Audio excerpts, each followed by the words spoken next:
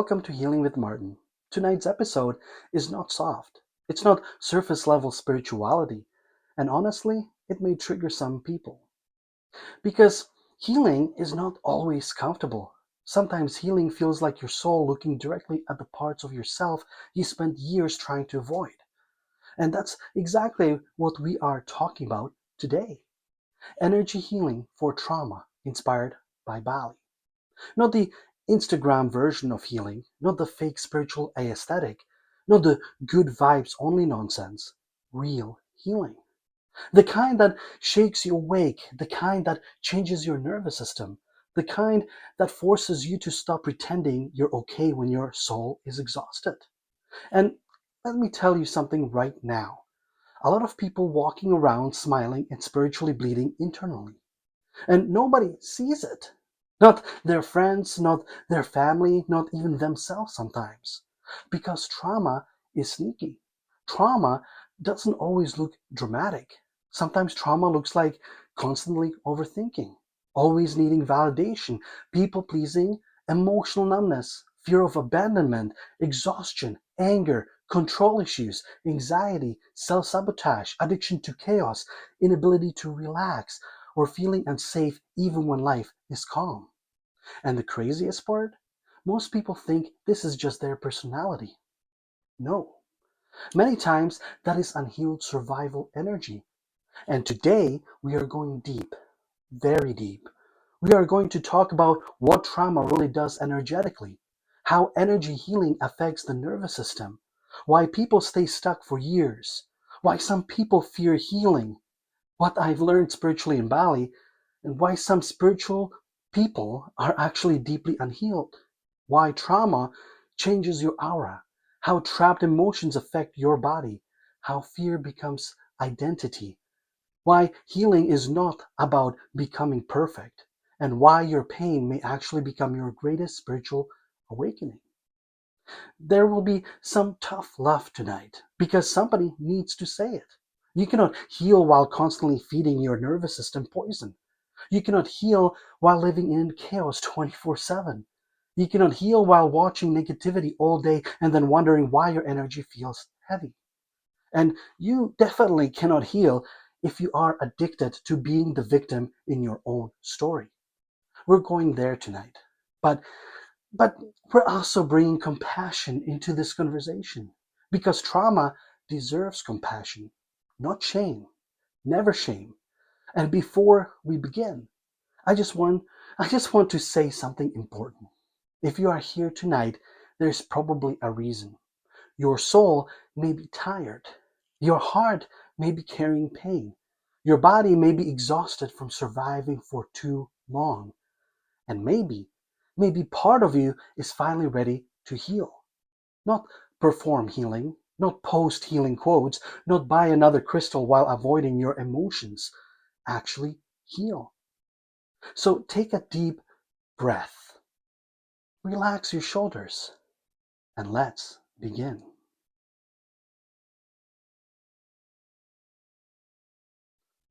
Let's start with the harsh truth nobody talks about. Most people do not even realize they are traumatized. Seriously. People think trauma only means abuse, war, violence, catastrophic events. But trauma can also be emotional neglect, constantly feeling rejected, growing up around anger, never feeling safe, being emotionally invalidated, abandonment, humiliation, betrayal, toxic relationships, being bullied, growing up around addiction, constantly walking on eggshells, never being loved properly, never being heard, always feeling too much, always having to survive. And here's something even deeper. Trauma is not only about what happened to you, sometimes trauma is about what should have happened that never did. Love, safety, protection, affection, validation, presence, emotional support. That absence leaves energetic wounds too. And those wounds don't just disappear because time passes. People love saying time heals everything. No, it doesn't. Time reveals everything. Awareness heals. Energy work heals. Inner work heals. Honesty heals. Nervous system regulation heals. Facing your pain heals. But time alone? No. Otherwise, everybody would heal automatically. And clearly, that's not happening. Some people are still reacting from wounds they got 25 years ago. You can see it everywhere. Adults throwing emotional tantrums, adults terrified of intimacy, adults terrified of rejection, adults needing constant attention, adults exploding over tiny things, adults sabotaging relationships. Why? Because unresolved pain does not disappear. It waits, and eventually it speaks through behavior. Now, now let's go even deeper. Trauma is energy. That sentence alone changes everything. Trauma is not only psychological, it is energetic. Your body stores experiences. Science is finally catching up to what many spiritual traditions understood long ago. Your nervous system remembers, your muscles remember, your subconscious remembers, your energy field remembers. That's why some people say, I don't know why, but I feel heavy. Because the body remembers what the mind tried to bury. And this is where energy healing becomes powerful. Because sometimes people are trying to think their way out of pain when the pain is trapped in the energetic body. And Bali taught me this on a much deeper level. You know what I noticed there? People in spirituality, connected cultures often understand energy naturally. Not perfectly, not magically, but naturally. The awareness of emotional energy, ancestral energy, spiritual cleansing, intention, frequency, sacred space exists more openly. Meanwhile, in modern society, people will mock energy healing while stress destroys their body daily. That's the funny part. People laugh at spirituality while surviving on caffeine, anxiety, emotional suppression, and doom scrolling. But somehow that is considered normal. What a world. Honestly, if humans took care of their energy the same way they obsess over their phones, the planet would look very differently. Imagine charging your soul as much as you charge your iPhone. Some people panic at 5% battery, while spirituality operating at negative 300%. And then, and then they wonder why they feel disconnected from life.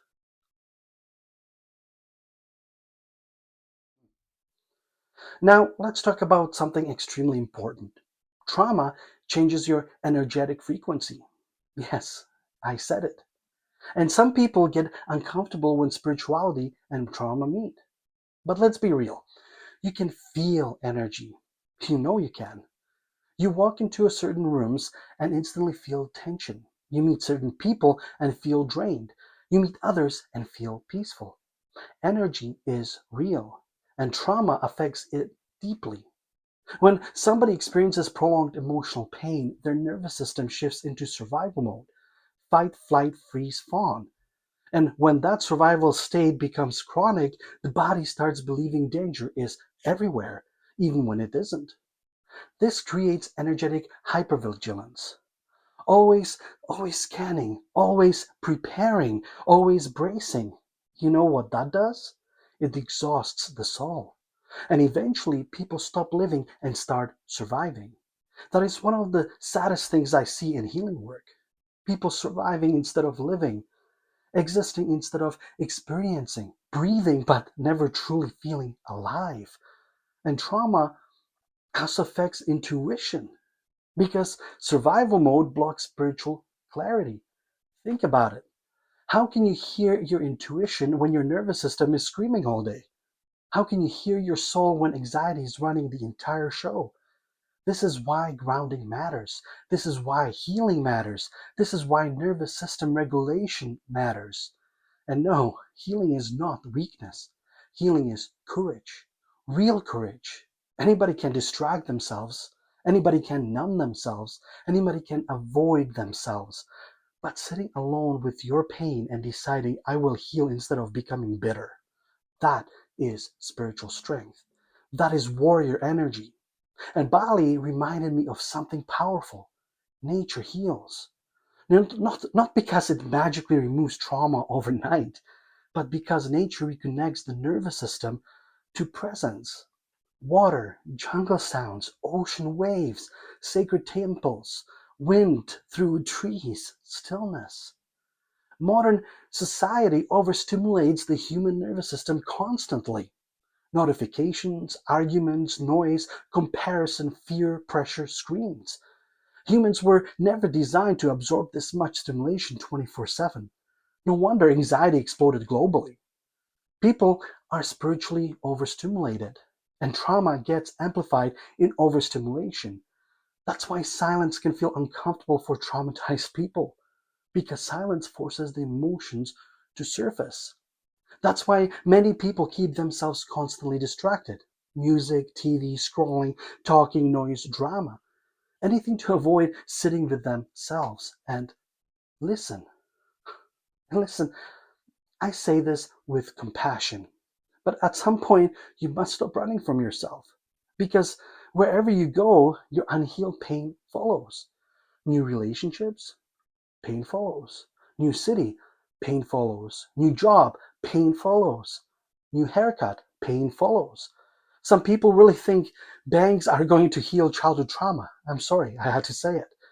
You know it's true. Somebody goes through a breakup and suddenly becomes a mountain spiritual photographer for 3 weeks. Listen, I support the growth, I support the mountains, but eventually you still have to face yourself. Now, we need to talk about something controversial. Some spiritual people are deeply unhealed. Yes, and nobody wants to say it. Because spirituality can become another form of avoidance. People hide behind spiritual quotes, positivity, affirmations, crystals, sage, spiritual aesthetics, while emotionally collapsing internally. And again, this is no judgment, this is awareness. You can meditate every day and still avoid your trauma. You can own 47 crystals and still refuse accountability. Trust me, I have like 3,000 of them. You can post high vibrations only online while secretly treating people terribly. Spiritual ego is real. And honestly, it can become dangerous because some people convince themselves they are healed when they are actually emotionally disconnected. Healing is not pretending pain doesn't exist. Healing is learning how to process pain consciously. That's different. And one thing Bali reinforced for me spiritually is that healing is sacred, not trendy, sacred. Healing is not content. Healing is not performance. Healing is not aesthetic. Healing is deep inner transformation. Sometimes ugly transformation, sometimes painful transformation, sometimes exhausting transformation.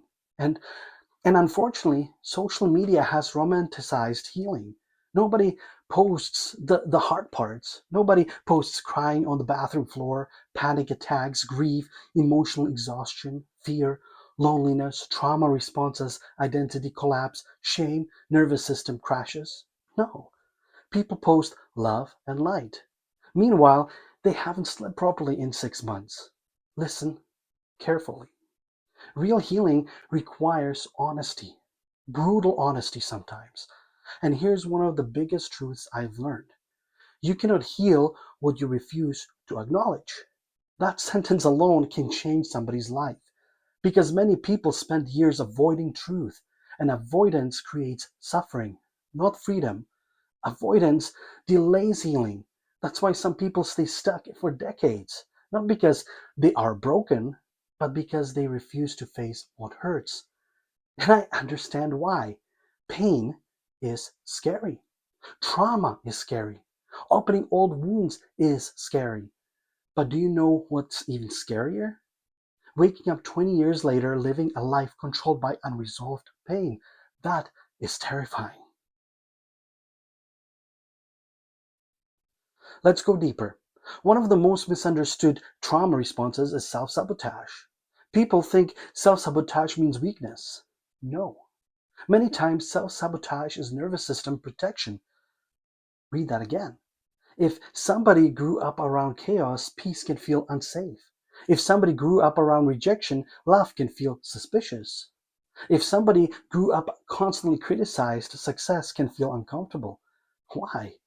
Because the nervous system becomes familiar with suffering. Humans become addicted to familiar emotional states, even painful ones. That's why people repeat toxic cycles. Not because they enjoy suffering consciously, but because the nervous system says, this is familiar. This feels normal. That is why healing requires rewiring, not just positive thinking. And this is why energy healing can help tremendously alongside emotional work, because energy healing helps release stored emotional density. And honestly, some people don't even realize how heavy they feel until they finally experience lightness again. That moment is emotional. When somebody finally feels peace in their body after years of anxiety, it changes them. You see it, you see it in their eyes. You see it, you see their soul soften. And trauma also disconnects people from joy. Not because joy disappears, but because survival mode suppresses presence. Traumatized people often struggle to relax, even during happy moments, always waiting for the next problem, always expecting a disaster, always preparing emotionally for pain. That hypervigilance is exhausting. And and sadly, many people normalize exhaustion. Being constantly stressed is not normal. Being constantly anxious is not normal. Being emotionally numb is not normal. Society normalized dysfunction. That's part of the problem. People are rewarded for burnout, rewarded for overworking, rewarded for emotional suppression, rewarded for pretending to be okay. Meanwhile, internally, they are collapsing. And then people wonder why depression and anxiety exploded globally. Humans are disconnected from themselves, disconnected from nature, disconnected from presence, disconnected from emotion, disconnected from spirit. And trauma deepens that disconnect.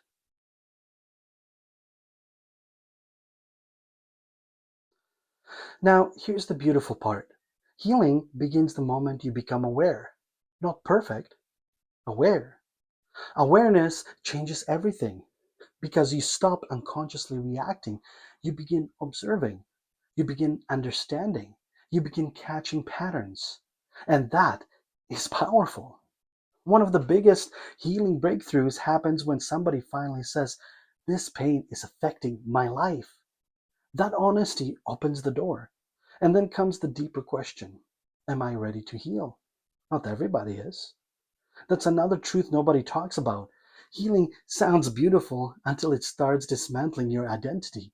Because some people build their entire personality around survival. So when healing begins, they don't know who they are anymore. And honestly, that stage can feel terrifying, but it's also sacred. Because the old version of you starts dying. The survival self, the mask, the armor. And underneath it, your authentic self begins emerging. That's powerful and painful and beautiful all at once. So, in part two, we are going even deeper. We are going to talk about trapped emotions in the body, how trauma affects relationships, why some people fear intimacy, spiritual burnout, masculine and feminine wounds, why people become emotionally unavailable, how energy healing interacts with the subconscious, why some people sabotage love, the connection between trauma and physical symptoms, and the spiritual lessons Bali revealed to me about human suffering and emotional healing. And trust me, part two is going to hit hard. If this episode is speaking to your soul already, make sure you subscribe to Healing with Martin.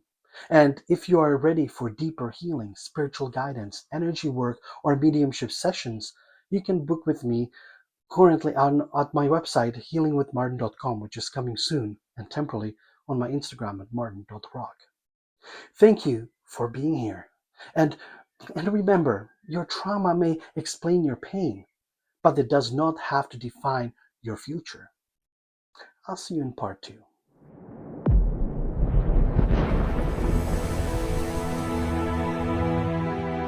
Welcome back to Healing with Martin. And tonight, we are continuing one of the deepest conversations we have ever had on this channel, energy healing for trauma, inspired by Bali. inspired by life, inspired by pain, inspired by healing. And if you watched part one, you already know we are not doing fake spirituality here. We are talking about real emotional wounds, real energetic heaviness, real healing. Because people are tired, not just physically, spiritually tired, emotionally tired, nervous system tired, soul tired. And one thing I realized deeply during my spiritual experiences and reflections connected to Bali is that modern humanity is carrying unbelievable emotional weight. You can feel it everywhere. People snapping at each other, people disconnected from themselves, people pretending to be strong while silently drowning internally. And and underneath it, all of it is pain, unprocessed pain. And the problem is, most people don't know how to release pain properly. So they suppress it, distract from it, escape it, project it, or numb it. But suppressed pain does not disappear. It transforms into anxiety, anger, exhaustion, addiction, fear, control issues, self-hatred, relationship problems, emotional shutdown. And eventually the body starts speaking what the soul could no longer carry silently.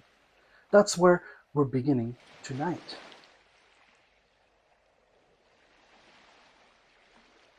One of the most powerful truths in healing work is this: the body remembers what the mind tries to forget. And honestly, that sentence explains so much. People think trauma only lives in memory. No, trauma lives in the nervous system, in the muscles, in emotional patterns, in energetic responses, in unconscious reactions. That's why somebody can say, I know I'm safe, while their body still feels terrified. Their nervous system hasn't caught up yet. And, and this is where healing becomes deeper than just intellectual understanding. Because trauma is not only mental, it's energetic, physical, emotional, spiritual. Sometimes somebody has spent years telling themselves, I'm okay. Meanwhile, their body is screaming, no, no, you're not. And eventually, the body forces attention. Panic attacks, burnout, fatigue, insomnia, digestive problems, chronic stress, tension, emotional numbness. So now let me be clear.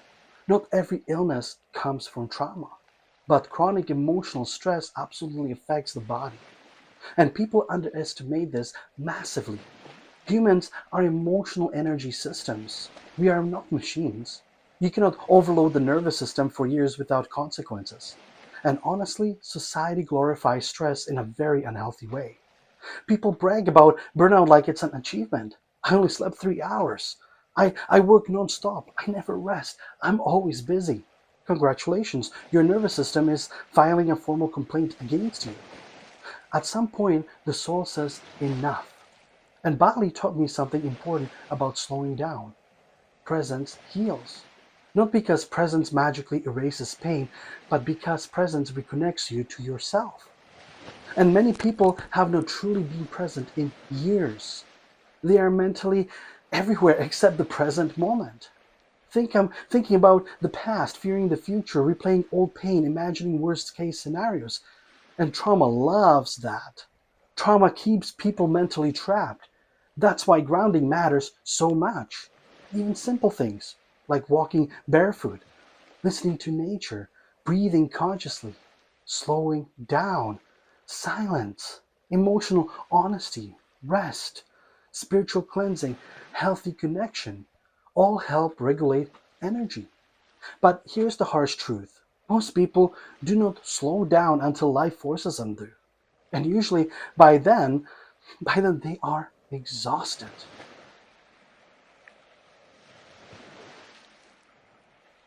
Now let's talk about relationships.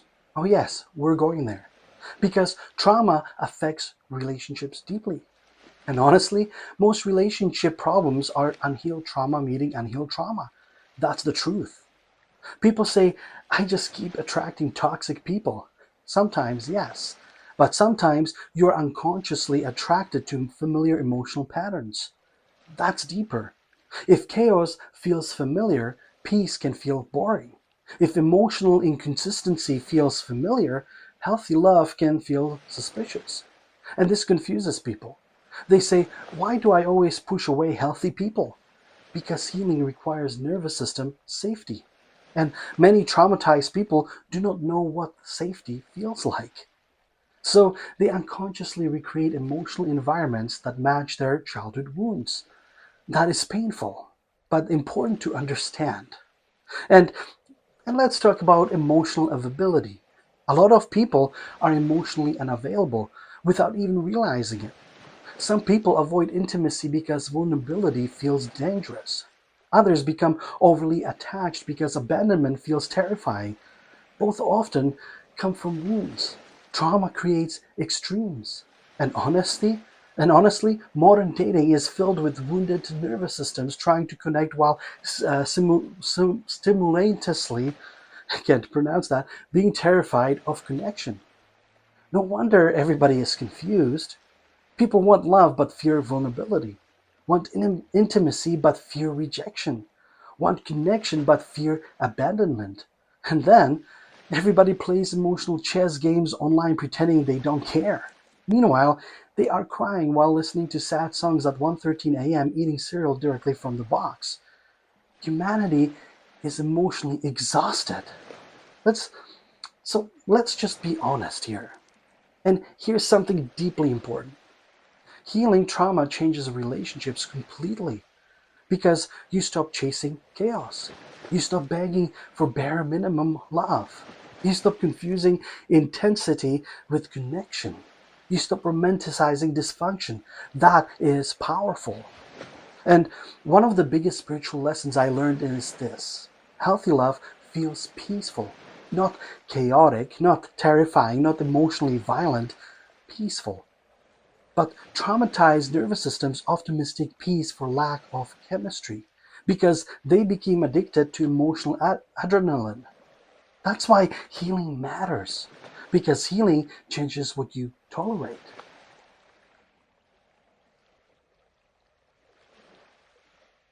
Now, this chapter may trigger some people, but we need to talk about it. Some people become addicted to suffering, not consciously, but energetically.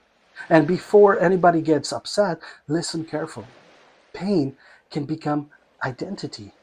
People can become so connected to their wounds that healing feels like losing themselves. That's deep. Some people don't know who they are outside of survival mode, outside of pain, outside of struggle, outside of trauma. And that's terrifying for the ego. Because healing requires change, real change, not temporary motivation, not inspirational quotes for 3 days, transformation. And transformation is uncomfortable. You know why many people avoid healing? Because healing destroys illusions. Healing forces accountability. Healing forces honesty. Healing forces emotional maturity. And not everybody wants that. Some people want comfort more than freedom. That's the harsh truth. Because healing requires responsibility, not blame, responsibility. Meaning, yes, painful things happen to me, but I will not allow those wounds to control my entire life forever. That mindset changes everything. And listen carefully. Your trauma is not your fault, but your healing becomes your responsibility eventually. And I say that with compassion because if you don't heal, unhealed pain spreads into relationships, into parenting, into friendships, into energy, into behavior. Hurt people often hurt people unintentionally. That's why generational trauma exists. People pass pain forward unconsciously. And this is where energy healing becomes deeply meaningful because healing yourself affects others too. Your healing changes environments, changes relationships, changes future generations. That matters deeply.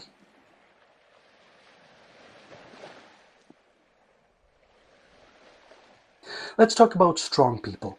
Because honestly, some of the strongest people are carrying the deepest wounds. And nobody notices. Why? Because strong people become experts at functioning while hurting. They smile while they are exhausted, help others while drowning internally, carry everyone emotionally while silently collapsing. And eventually they burn out. That's why that's why many healers, empaths, and spiritually sensitive people become overwhelmed because they absorb energy constantly.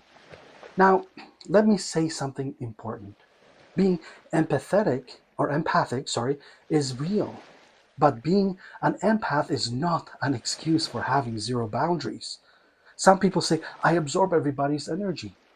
Meanwhile, they allow toxic people unlimited access to their nervous system. No boundaries, no protection, no discriminant. That's not spirituality. That's emotional self destruction. Boundaries are spiritual, very spiritual.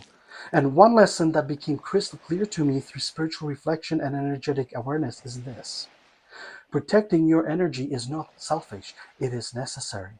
Some people uh, drain everybody around them because they refuse to heal themselves. And sensitive people absorb it. That's why grounding matters.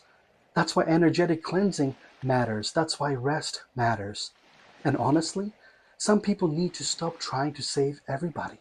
I know that sounds harsh, but healers often destroy themselves trying to rescue people who refuse to save themselves.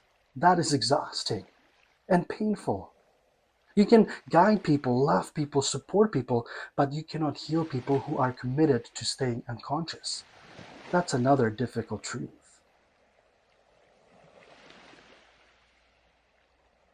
Now, let's go deeper spiritually. Stillness terrifies many people. Why? Because stillness reveals truth. When life gets quiet, unprocessed emotions surface. That's why many people constantly seek distraction. Noise protects avoidance, but silence exposes wounds. And this is one thing I notice strongly in spiritually grounded environments and reflective spaces inspired by Bali. Stillness has power, sacred stillness. The kind where you suddenly hear your own soul again. The kind where emotions finally surface. The kind where clarity arrives unexpectedly. Modern society fears silence. Everything is noise. Everything is stimulation. Everything is urgency. But healing requires slowing down enough to actually feel. And many people are terrified of feeling because feeling means vulnerability, and vulnerability feels dangerous to traumatized nervous systems. But vulnerability is not weakness, it's courage, real courage.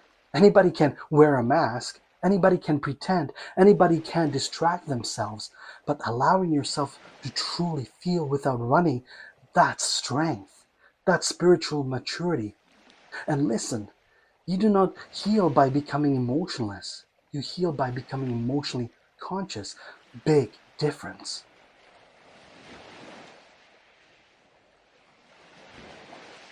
Now, let's talk about spiritual bypassing, because this is becoming extremely common. Spiritual bypassing is when people use spirituality to avoid emotional healing. Examples of that is just stay positive. Don't don't think negatively. Everything happens for a reason. Just raise your vibration. Meanwhile, the person is deeply traumatized internally. So listen carefully. Positive thinking alone does not heal trauma. Awareness heals. Nervous system healing helps. Emotional processing helps. Support helps. Energy work helps. Honesty helps.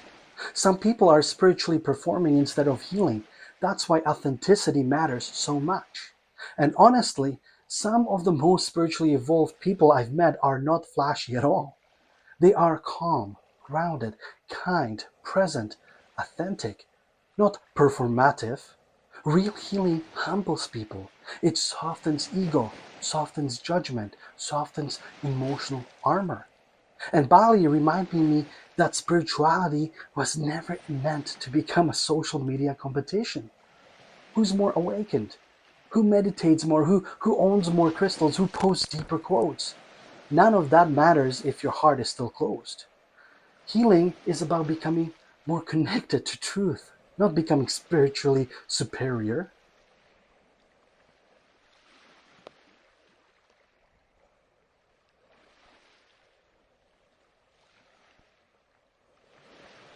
Now, here's something important many people experience during healings. The breakdown before the breakthrough. This happens a lot. People begin healing and suddenly emotionally intensify. Why? Because suppressed emotions finally surface. And honestly, this stage scares many people. They think, I'm getting worse. Not necessarily. Sometimes the nervous system is finally releasing what it held for years. And that process can feel overwhelming. This is why this is why healing requires compassion and patience. You are not weak because you struggle emotionally. You are human. And healing is not linear. Some days you feel strong, some days you feel exhausted. Some days old emotions return. That that doesn't mean you failed. It means you're human.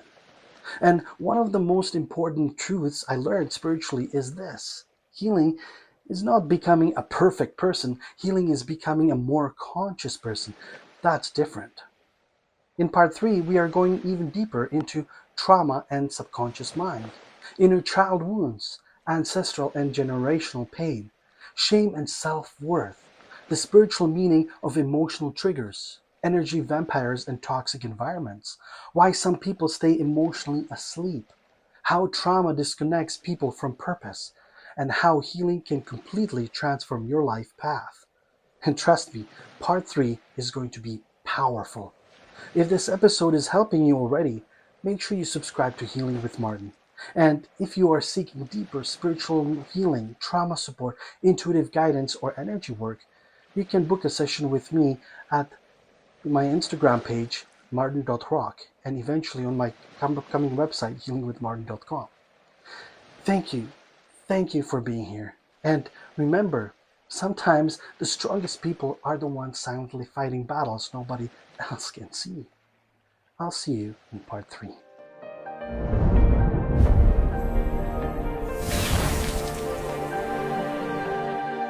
Welcome back to Healing with Martin.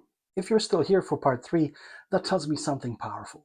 It tells me your soul is not looking for surface healing anymore. You're not here for pretty quotes only. You are not here for spiritual decoration. You are here because something deeper inside you is saying, I am tired of carrying this. And that sentence alone is sacred. Because healing does not begin when life becomes perfect. Healing begins when truth becomes louder than the fear.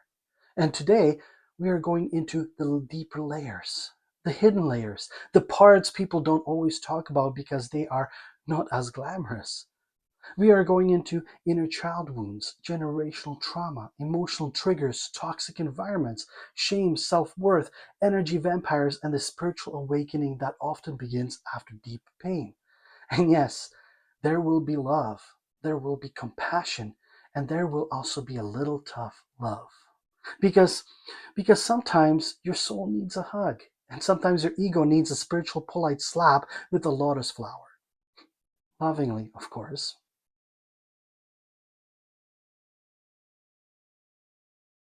Let's begin here. The inner child. Now, some people hear inner child and immediately think it sounds too soft, too emotional, too dramatic. But let me tell you something. Your inner child is not some cute little spiritual idea. Your inner child is the emotional memory of who you were before the world taught you to hide. Before you learned to be strong. Before you learned to stay quiet. Before you learned to earn love. Before you learned to perform. Before you learned that being yourself might not be safe. And many people are not reacting as adults, they are reacting as wounded children inside adult bodies. That is why a small comment can create a huge emotional reaction. That is why rejection can feel unbearable. That is why criticism can feel like danger. That is why abandonment can feel like the end of the world. It is not just the present moment, it is the old wound being touched again. And this is why emotional triggers are so powerful. A trigger is not just an overreaction, a trigger is a doorway. It shows you where something still it shows you where something still hurts. Now, now listen carefully. It does not this does not mean every triggered reaction is justified. That is where maturity comes in. Because some people use being triggered as an excuse to hurt others. No. A trigger explains the wound. It does not excuse harmful behavior. That is the tough love. Your pain deserves compassion, but your reactions still need responsibility. Healing means learning to say, I understand why I feel this way, but I will not allow this wound to control how I treat people. That is powerful. That is emotional adulthood. And it's not easy because the inner child wants protection, the inner child wants safety, the inner child wants to be heard. And sometimes when that child is ignored for years, it starts screaming through adult behavior: jealousy, anger, clinginess, shutdown, people pleasing, avoidance, control, over explaining, needing constant reassurance, fear of being replaced, fear of being forgotten, fear of not being enough. And underneath all of that is often simple wound. One simple wound. Please don't leave me. Or please see me. Or please love me without making me earn it. That is deep. And many people carry that silently. They don't say it out loud. Instead, they act it out. They test people, push people away, chase people, sabotage peace, and then wonder why relationships feel exhausting. This is why inner child healing matters. Because if you do not consciously meet the wounded child within you, that child will keep trying to drive your life. And let's be honest, a wounded inner child should not be driving the emotional car. They can barely see over the steering wheel. They are in the front seat with a juice box, responses, and zero emotional insurance. We love them, but we must not let them drive. The healed adult within you must learn to take the wheel.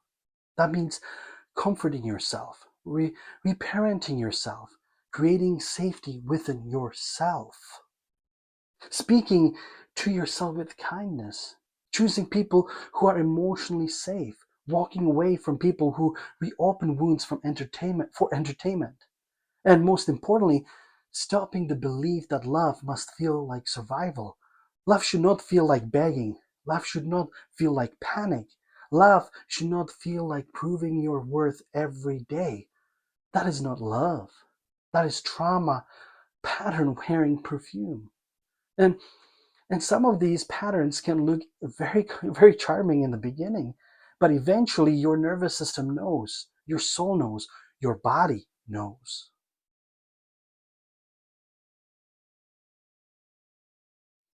Now, let's talk about shame, because shame is one of the heaviest energies a person can carry. Guilt says, I did something wrong. Shame says, I am wrong. Big difference. Guilt can guide correction. Shame attacks identity. And trauma often plants shame deeply. People blame themselves for things that were never their fault. They think, if I was better, they would have stayed. If I was easier to love, they would have loved me. If I was stronger, it would not have hurt me. If I was different, I would not have been rejected. No, that is shame speaking. And shame lies. Shame takes pain and turns it into identity. It tells you that you are broken, unworthy, too much, not enough, damaged, behind, unlovable, but your wound is not your worth. Let me say that again. Your wound is not your worth. What happened to you does not define the value of your soul. And this is where energy healing can become very powerful. Because shame is not only a thought, it becomes a vibration in the body, a heaviness, a contraction, a closing. People carrying shame often make themselves small. They lower their voice, hide their gifts, apologize for existing, avoid being seen, reject compliments, sabotage opportunities, and sometimes even push away love because deep down they believe if they really see me, they will leave. That belief is heartbreaking, and it is also healable. But healing shame requires truth. You must begin separating what happened to you from who you are. You must stop making your trauma your identity. You must stop wearing pain as your name tag. And yes, I know that can feel difficult because pain can become familiar. But familiar does not mean healthy. Some people are more loyal to their wounds than to their future. That is that is harsh truth. They keep revisiting the same story, the same betrayal, the same rejection, the same old pain, not because they are weak, but because the wound still wants resolution. But resolution does not come from replaying the pain forever. Resolution comes from finally giving yourself what you needed then: validation, love, safety, support, truth, boundaries, and the choice to stop abandoning yourself. That is where shame begins to dissolve, not instantly, but slowly, gently, honestly.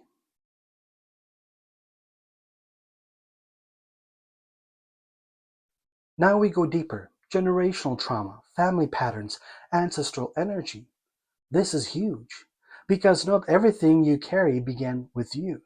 Some of your emotional patterns may come from family systems, from parents, grandparents, cultural conditioning, unspoken grief, survival stories, fear passed down like emotional inheritance. And many families do not pass down healing, they pass down silence. They pass down emotional avoidance. They pass down anger. They pass down shame.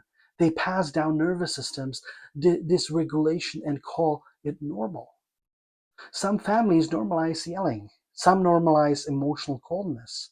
Some normalize control. Some normalize guilt. Some normalize never talking about pain. And then one person in the family finally wakes up and says, "This stops with me." That person is often called too sensitive, too dramatic, too spiritual, too emotional, too different.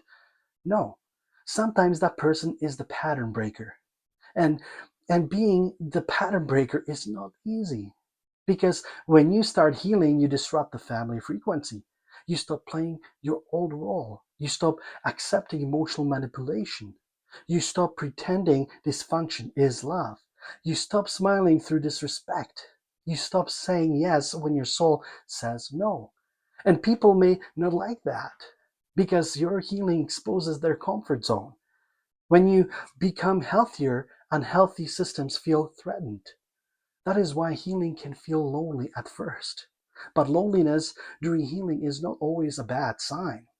Sometimes it means you are no longer available for the same energetic contracts. You are no longer available to be the family sponge, the peacekeeper, the fixer, the silent one, the emotional trash can, the one who carries everybody's pain while nobody checks on yours. No, that season ends. And when it ends, people may say, "You've changed." And your spirit says, "Thank God." Because not every version of you deserves to continue. Some versions were created only to survive, and survival versions are not meant to lead your entire life. Bali reminded me deeply of ancestral connection, the reverence for spirit, for family lineage, for sacred rituals, for unseen energy, and whether someone approaches this spiritually, psychologically, or emotionally. One thing is clear: we are shaped by what came before us, but we are not doomed by it. You can honor your ancestors without repeating their wounds. You can love your family without carrying their pain. You can respect where you came from without staying trapped in what hurt you. That is healing. That is power. That is spiritual maturity.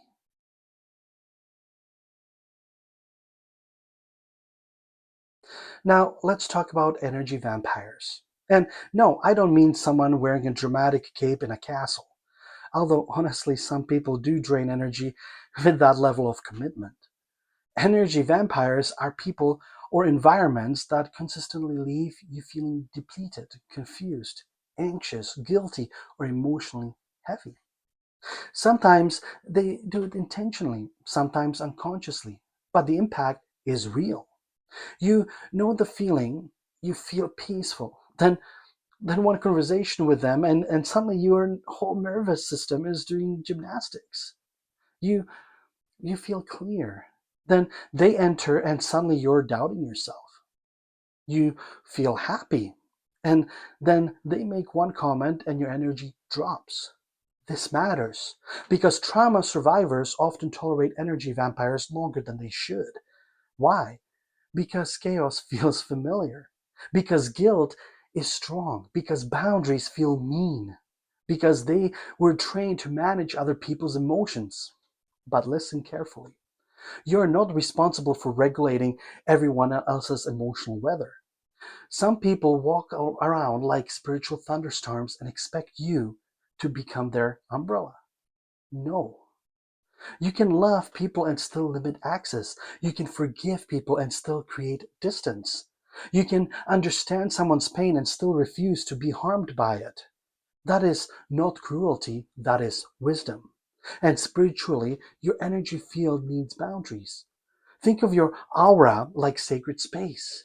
Not everybody gets VIP access. Some people belong in the lobby. Some people belong outside the building. Some people belong on a different island with limited Wi Fi and healing journal. Lovingly. But seriously, boundaries are not walls to punish people. Boundaries are doors with discernment. They say, this is what I allow. This is what I do not allow. This is where I end and you begin. This is how I protect my peace. And if someone gets angry because you set a boundary, that often shows they benefited from you not having one. Let that sink in. People who truly respect you may not always love your boundary immediately, but they will respect it. People who were using your lack of boundaries will call you selfish. That is information. Use it.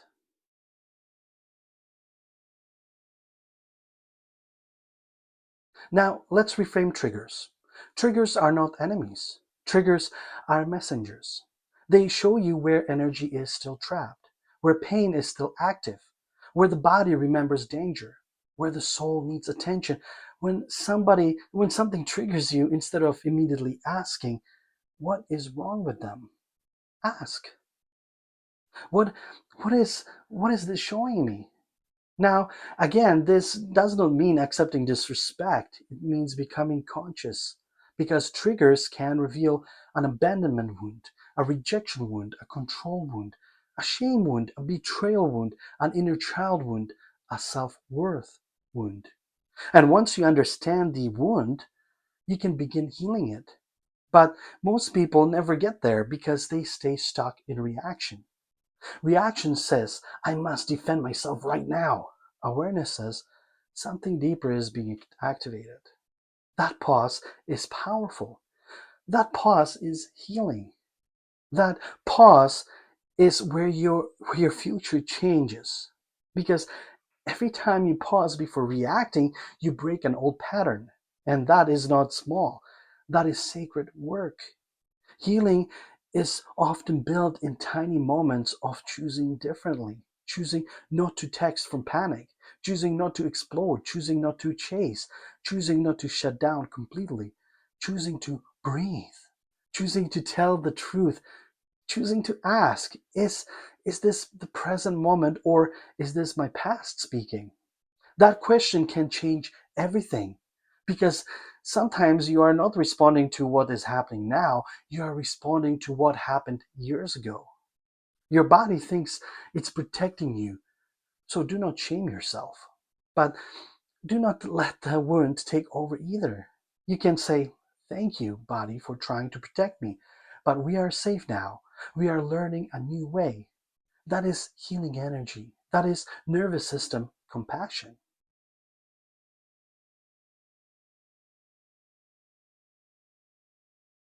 Now, this chapter is difficult.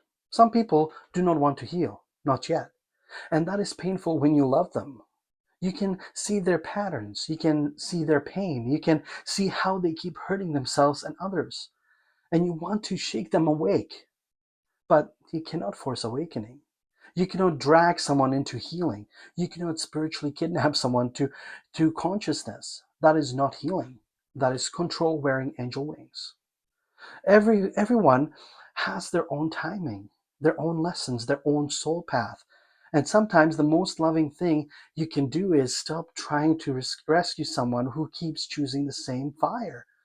You can support, you can guide, you can speak truth, but you cannot live their healing for them.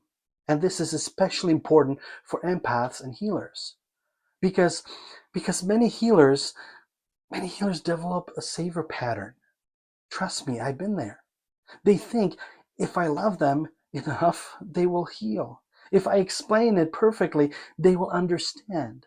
If I sacrifice myself, they will finally change. But no. Sometimes they will take your energy and still choose the wound. And then you become depleted, resentful, exhausted, confused. That that is not love. That is self-abandonment. And here comes the tough love. Stop calling it compassion when it is actually poor boundaries. Compassion includes you too. Your peace matters. Your health matters. Your spiritual energy matters. You're not here to become a human charging station for people who refuse to plug into their own healing. That that one needs to go on a mug.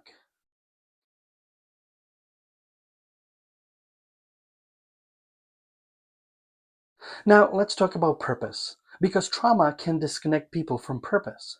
When you are in survival mode, your life becomes about getting through the day.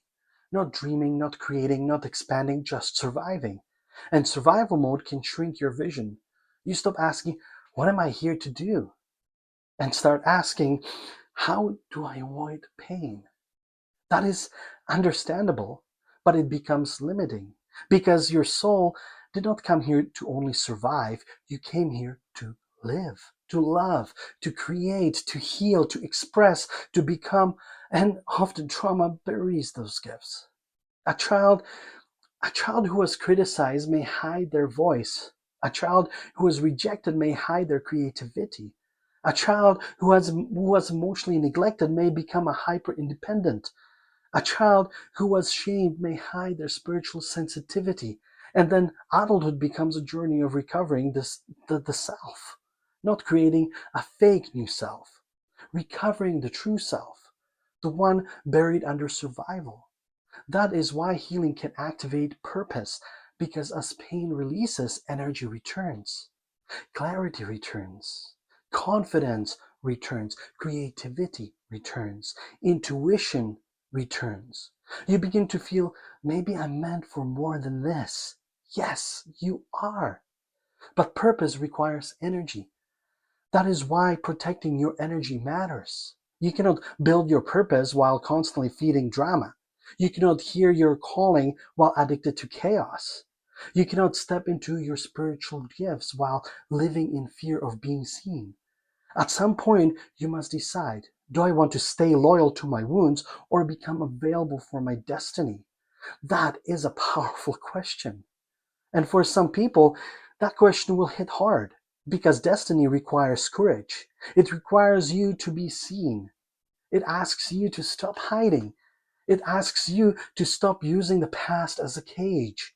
And yes, healing takes time, but you can start now with one honest choice, one boundary, one truth, one step, one moment of choosing yourself.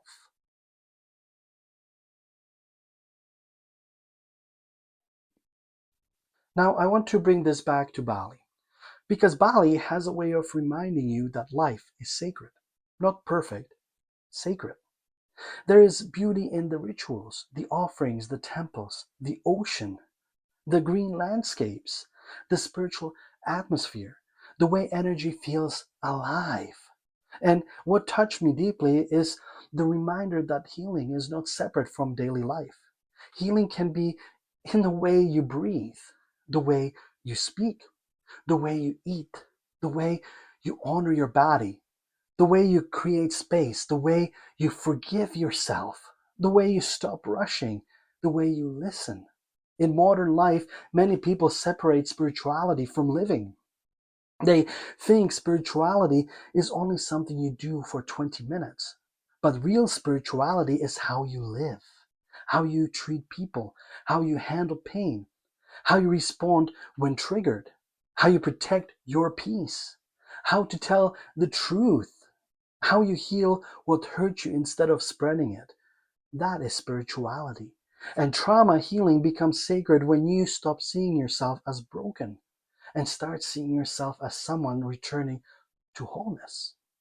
Because you are not broken, you are wounded, and wounds can heal, but you must stop picking at them. Some people keep reopening the same wound and wondering why it does not heal. Every time you return to the same toxic person, every time you betray yourself, every time you ignore your intuition, every time you choose chaos over peace, you reopen the wound. And then you say, why am I still hurting?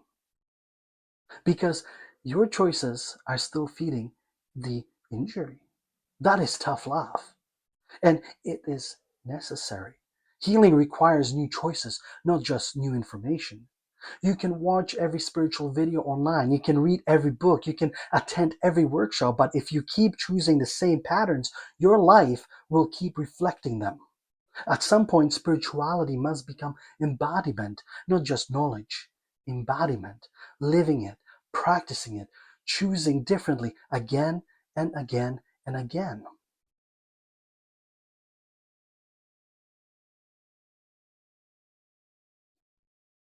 One of the most beautiful moments in healing is when your energy starts coming back, slowly at first. You notice you are less reactive. You sleep a little better. You stop craving chaos. You enjoy silence. You laugh again. You feel creativity returning. You stop explaining yourself to people committed to misunderstanding you. That one is a spiritual graduation ceremony because peace starts becoming more attractive than drama. And when peace becomes attractive, your life changes, your choices change, your relationships change, your standards change, your energy changes. You no longer want to be surrounded by emotional noise. You want depth, truth, presence, alignment. And this is when people may say, you're different now. Yes, yes, healing should change you. It should it should not make you colder. It should make you clearer, softer in the heart, stronger in boundaries, more compassionate, less available for disrespect, more spiritual, less performative, more loving, less self-abandoning. That is the balance. That is where power returns.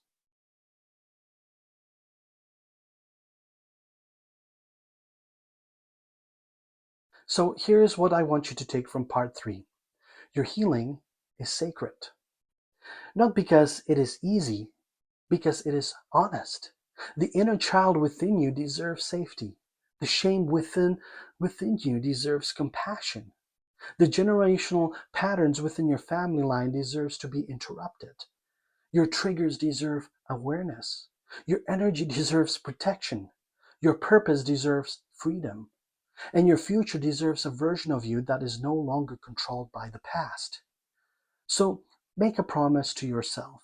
Not a dramatic promise, not a perfect promise, a real one. Say, I am willing to heal.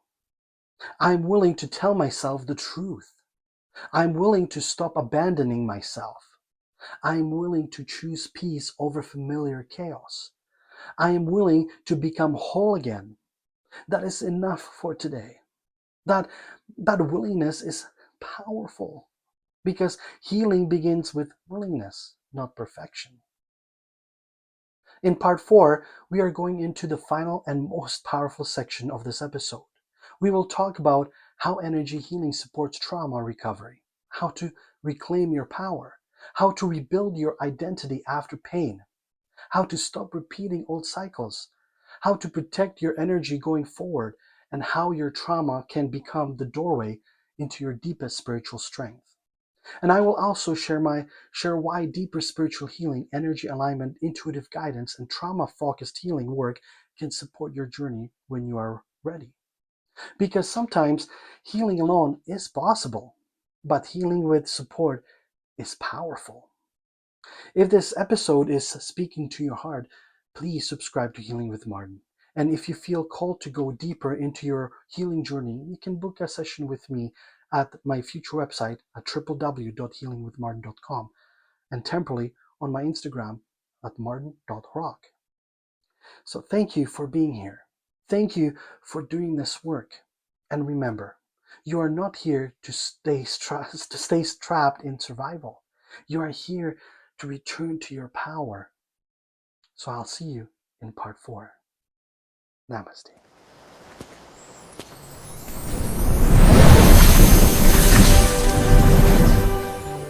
Welcome back to Healing with Martin. This is part 4, the final part of this deep episode, energy healing for trauma inspired by Bali. And if you have stayed with me through this whole journey, I want you to understand something. That is not random. Something in your soul is ready.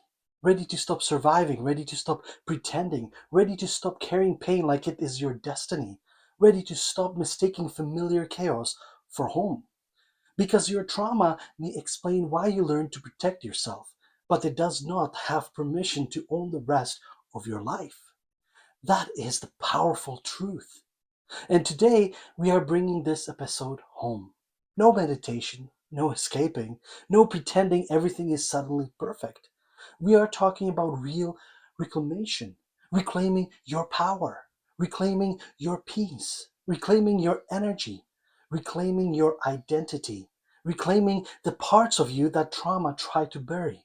And yes, there will be compassion, but there will also be some tough love. Because healing is sacred. But healing also requires participation. You cannot keep praying for peace while choosing chaos every Tuesday. At some point, your soul says, "Beautiful, but can we stop RSVPing to emotional disasters?" Lovingly, but seriously, let's go deep.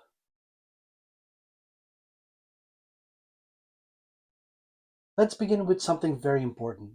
Energy healing is powerful, but energy healing is not a magic button. It is not, let me clear your aura once and now, and every childhood wound has packed a suitcase and moved to another continent. No. Real healing is a process. Energy healing supports the release, balancing, softening, clearing, and realignment of the emotional and energetic body.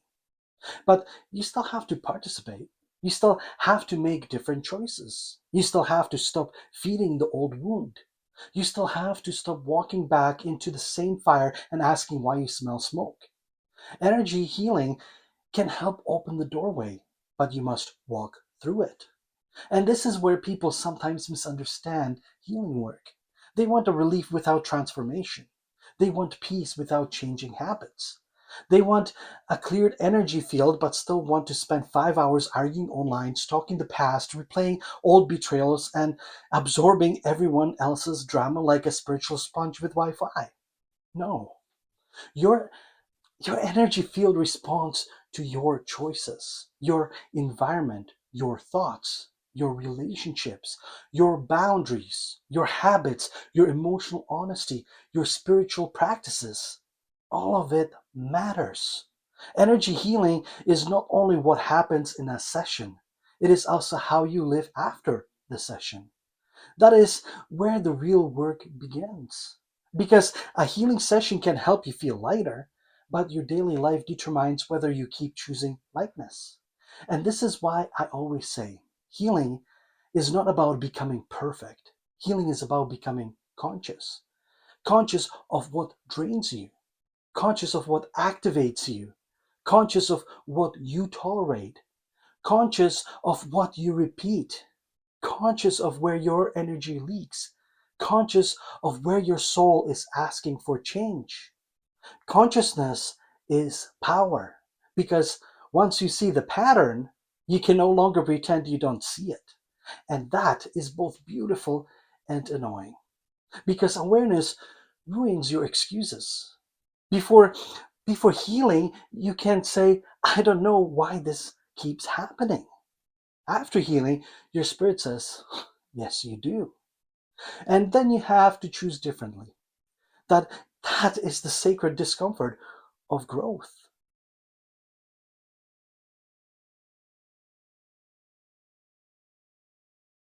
Trauma often teaches people to give their power away, to fear rejection, to people please, to stay quiet, to over explain, to accept crumbs, to abandon themselves to keep peace, to shrink so others feel comfortable. But healing asks you to take that power back, not with anger, not with ego, not with revenge, with truth. Power is not becoming cold. Power is not hurting others before they can hurt you. Power is not pretending you do not care. Power is not controlling everything. Real power is inner stability. The ability to say, this hurt me, but it will not define me. I can I can love someone and still walk away. I can forgive and still have boundaries. I can feel pain without becoming pain. I can remember what happened without living there. That is power. And I want to say something very clearly. You do not reclaim power by becoming bitter. Bitterness is not power. Bitterness is pain wearing armor. And yes, sometimes bitterness feels protective, but over time it becomes a prison. It blocks love, blocks joy, blocks softness, blocks trust, blocks spiritual connection.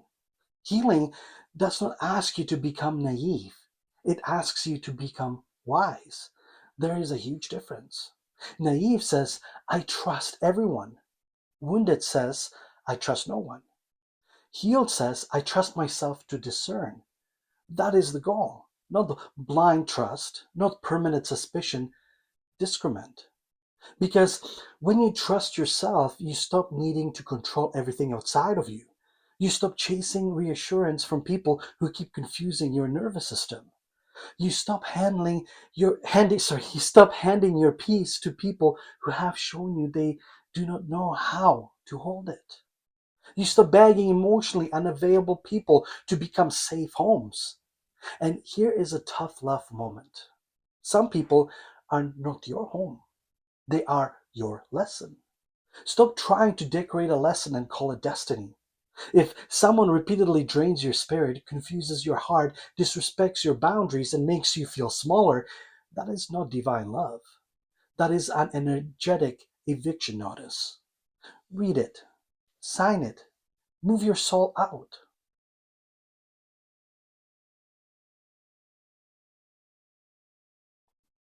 Now, let's talk about something deep. Sometimes people become so used to suffering that they start believing suffering is their purpose. It is not. Pain can teach you. Pain can awaken you. Pain can redirect you. Pain can reveal your strength. But pain is not meant to become your permanent identity. You are not here only to struggle. You are not here only to heal. You are not here only to process trauma until the end of time. At some point, healing must become living. This is important. Some people get stuck in healing mode, always analyzing, always processing, always identifying wounds, always finding new trauma layers, always asking, what does this mean? Healing becomes another obsession. And suddenly, they are not living. They are just spiritually investigating themselves forever like an emotional detective series. Season 47, The Childhood Wound Returns. There, there must come a point where healing gives you your life back, where you laugh again, create again, laugh again, dream again, rest again, feel joy without guilt. Because healing is not only removing pain, healing is making space for life. That is what Bali reminds me of so deeply. The sacredness of life, the beauty, the color, the ocean, the temples, the offerings, the green landscapes, the rhythm, the presence, the reminder that spirituality is not only found in tears and breakthroughs, it is also found in beauty, in gratitude, in laughter, in food, in community, in sunlight, in music, in a quiet morning, in a peaceful breath, in choosing to be here, fully here. So, yes, honor your pain, but do not worship it. That line is important. Honor your pain, but do not worship it. Your wound is a chapter, not the whole book, and definitely not the author.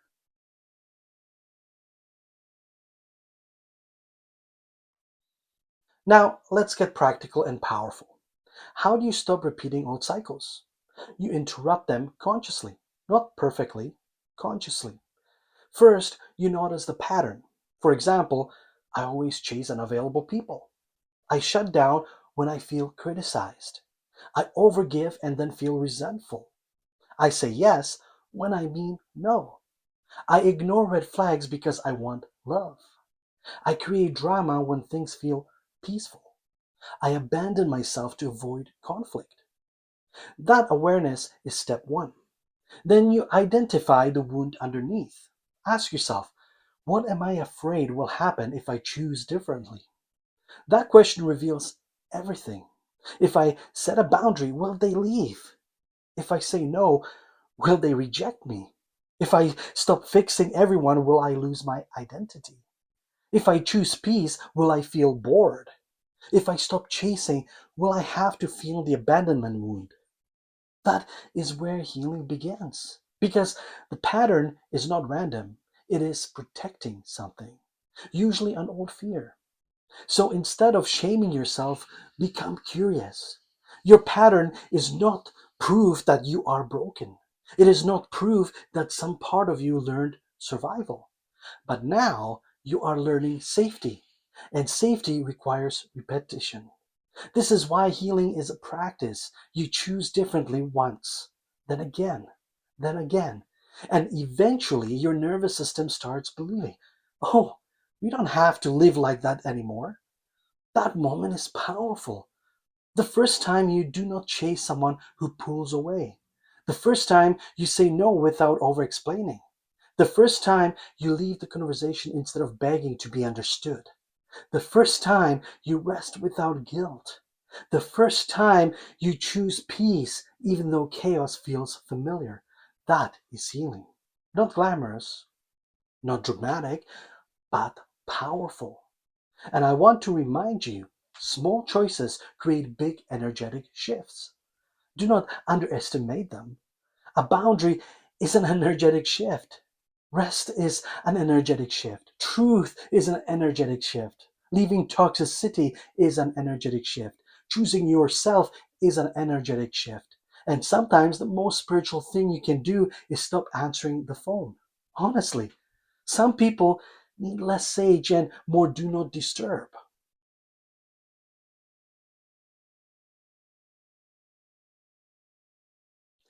Trauma can make you forget who you are. It can make you identify with survival. The strong one, the quiet one, the fixer, the helper, the invisible one, the anxious one, the one who never needs anything, the one who keeps everybody together. But healing asks, who are you without the wound? Who are you without the survival role? Who are you when you are not trying to earn love? Who are you when you are not performing strength? Who are you when you stop apologizing for existing? These questions are sacred because trauma does not only hurt, it can distort identity. A person can spend years becoming who they needed to be to survive and then wonder why they feel disconnected. Of course, you feel disconnected. You have been wearing armor so long you thought it was skin, but it is not. And healing is the slow, sacred removal of that armor, piece by piece, layer by layer. Not to make you weak, to help you feel again, to help you receive, to help you breathe, to help you become real. Your true self may be softer than your survival self, more creative, more intuitive, more playful, more loving, more expressive, more spiritual, more bold, more peaceful. And yes, that can feel strange at first, because peace is unfamiliar when you have lived in survival. But give yourself time. You are not losing yourself, you are meeting yourself, the real you, the one underneath the fear, the one underneath the shame, the one underneath the coping mechanisms, the one underneath the pain. That version of you is still there, and healing helps bring them forward.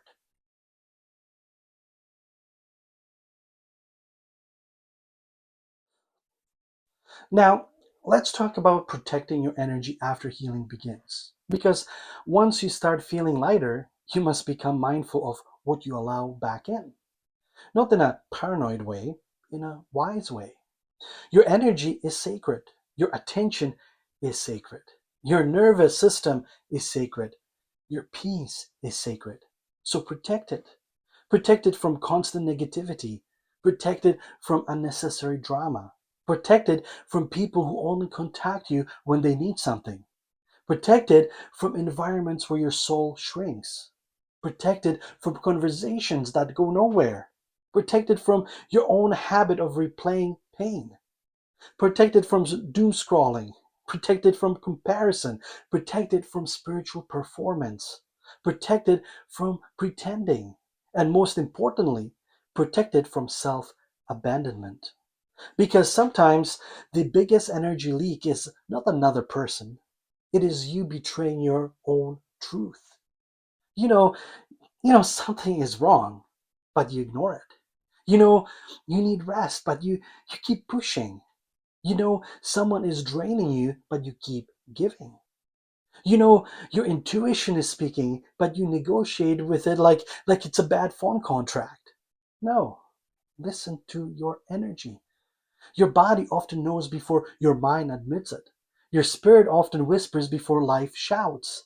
And this is part of spiritual maturity, responding to the whisper, not waiting for the breakdown, because many people ignore the signs until life has to get dramatic. And then they say, why is this happening? Because the gentle signs were ignored. The body whispered, the intuition whispered, the energy shifted. The red flags appeared, but avoidance said, maybe it's fine. Healing says, no, I trust what I feel.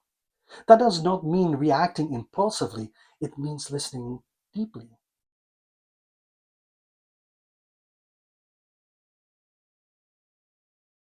Now, I want to explain more clearly how energy healing can support trauma work.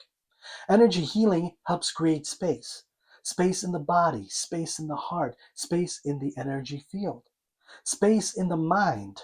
It can help calm the system, soften emotional heaviness, release stagnant energy, and reconnect someone to inner peace. Sometimes people come into healing sessions feeling heavy, blocked, disconnected, emotionally exhausted. And after the work, they may feel lighter, clearer, more grounded, more present, more connected to themselves.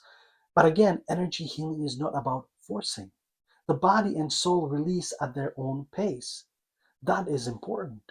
Real healing is not violent. It is not pushing the system beyond capacity. It is creating safe space for release. Because trauma often happened when safety was absent. So, healing must include safety, energetic safety, emotional safety, spiritual safety. This is why compassion matters. This is why gentleness matters. This is why presence matters.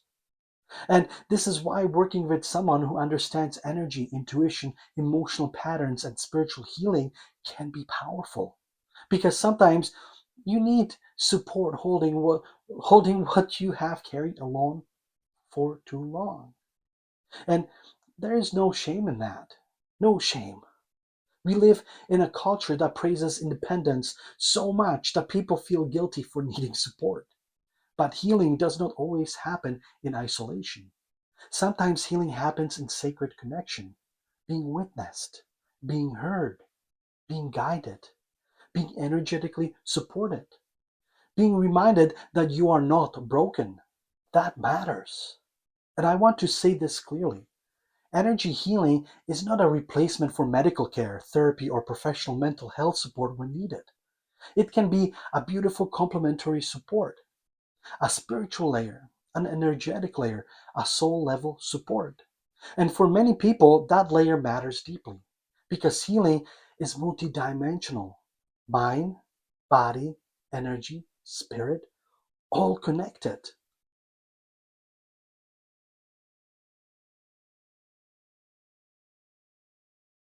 One of the biggest turning points in trauma healing is the moment you stop abandoning yourself.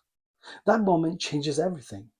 When you stop betraying your feelings, when you stop minimizing your pain, When you stop making excuses for people who repeatedly hurt you. When you stop shrinking to keep others comfortable. When you stop saying it's fine when it's not fine. When you stop ignoring the truth your body already knows. That is power. Self abandonment is one of the deepest wounds trauma creates. Because at some point, many people learned my needs are too much. My feelings are inconvenient. My truth causes problems. My boundaries make people angry. My pain does not matter. So they abandon themselves to stay connected. But connection that requires self abandonment is not true connection, it is survival. And healing teaches you I can belong to myself. I can choose myself. I can protect myself. I can love others without leaving myself. That is beautiful. Because the relationship you have with yourself becomes the foundation of every other relationship. If you constantly abandon yourself, you will tolerate people who abandon you too. But when you start showing up for yourself, your standard shift, your energy shifts, your entire life shifts.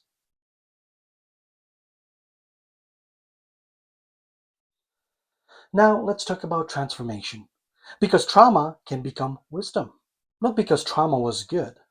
Let's be clear, we are not romanticizing pain. We are not saying everything bad was meant to happen. No. Some things are painful, some things are unfair, some things should not have happened. But healing can turn pain into wisdom. It can deepen compassion, strengthen intuition, awaken purpose, open spiritual gifts, increase emotional depth, and teach discernment, build resilience, and help you become someone who brings light into places where you once only knew darkness. That is powerful. That that is alchemy. Taking taking pain and refusing to let it make you cruel, taking heartbreak and refusing to let it close your heart forever, taking betrayal and refusing to let it destroy your ability to trust yourself, taking trauma and saying, you may have shaped part of my story, but you do not get to write my ending. That is healing. That is spiritual strength. That is reclamation. And maybe this is why you are here. Maybe your pain is not the end of your story. Maybe it is the doorway, not to more suffering, but to deeper truth, deeper comparison, deeper purpose, a more awakened version of you. The version who says, I survive, but now I choose to live.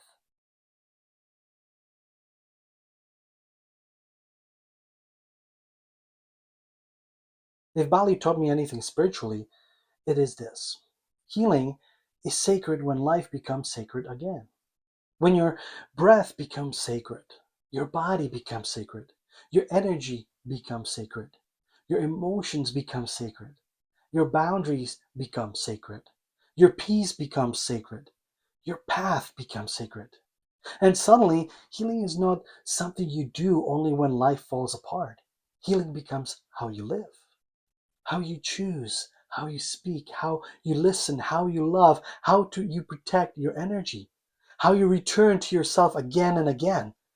Bali reminds us that life can be a ritual, not in a complicated way, in a present way.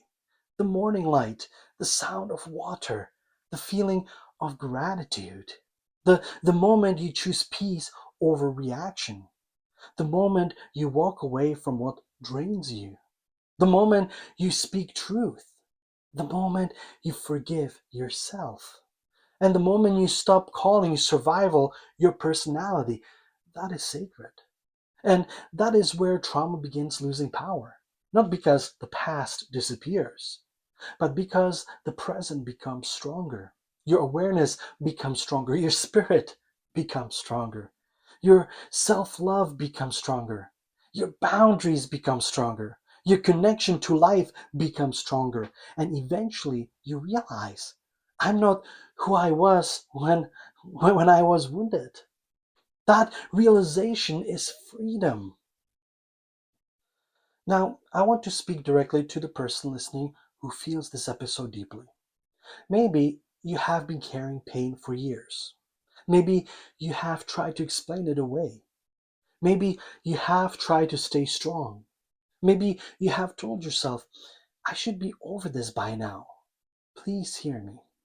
Healing is not a race. And you are not weak because something still hurts. But you also do not have to carry it forever. There comes a time when the soul is ready for support, ready to be witnessed, ready to release, ready to reconnect, ready to be guided back into peace. And this is where my work through Healing with Martin comes in. As a spiritual healer, Reiki master, medium, and intuitive guide, my work is about helping you reconnect with your energy, your truth, your spirit, and the deeper parts of yourself that may have been buried under pain. Energy healing can support emotional release. Spiritual healing can support clarity. Intuitive guidance can help bring awareness to patterns. Mediumship can bring comfort and connection when grief is part of the wound. And trauma focused spiritual healing can help you begin returning to yourself in a deeper way. This work is sacred to me because I know what it means to carry pain. I know what it means to search for meaning. I know what it means to walk a spiritual path not because life was easy, but because the soul knew there had to be more. And if you feel called to work with me, you can book a session with me. Right now, it will be on my Instagram at martin.rock. And soon I will have my website up, which will be www.healingwithmartin.com. Come with honesty. Come with openness. Come as you are. You do not need to be perfect. You do not need to have all the answers. You only need willingness. Because willingness is where healing begins. So let's bring this home. You are not broken. You may be wounded, you may be tired, you may be carrying pain that no one fully understands. You may have survived things that changed how you see love, safety, trust, and yourself. But you are not broken. There is still light in you. There is still strength in you. There is still wisdom in you. There is still love in you. There is still purpose in you. There is still a future version of you waiting, not the version who never suffered, but the version who turned suffering into depth, the version who stopped abandoning themselves, the version who learned peace, the version who became softer without becoming weaker, the version who became stronger without becoming closed, the version who said, I will not let pain be the only voice in my life. That version exists. And every honest healing choice brings you closer. So do not give up on yourself. Do not shame yourself for where you are. Do not compare your healing to someone else's timeline. Do not let old pain convince you that peace is not possible. Peace is possible. Healing is possible. Freedom is possible. But you must participate. You must choose differently. You must protect your energy. You must listen to your body. You must tell yourself the truth. You must stop returning to what keeps reopening the wound. And you must remember, your soul did not come here only to survive. Your soul came here to be awakened, to love, to heal, to create, to serve, to experience life, to become whole. Thank you for being here with me for this powerful Healing with Martin episode. Energy healing for trauma inspired by Bali. If this episode touched your heart, please like this video, subscribe to the channel, and share it with someone who may need this message. You never know who is quietly carrying pain and waiting for the right words to remind them that healing is possible. And if you are ready for deeper spiritual healing, energy alignment, intuitive guidance, Reiki, mediumship, or trauma-focused healing support, you can book your session with me on my Instagram at martin.rock and soon in the future on my website at www.healingwithmartin.com. This is Healing with Martin. spiritual healing, energy alignment, and inner peace.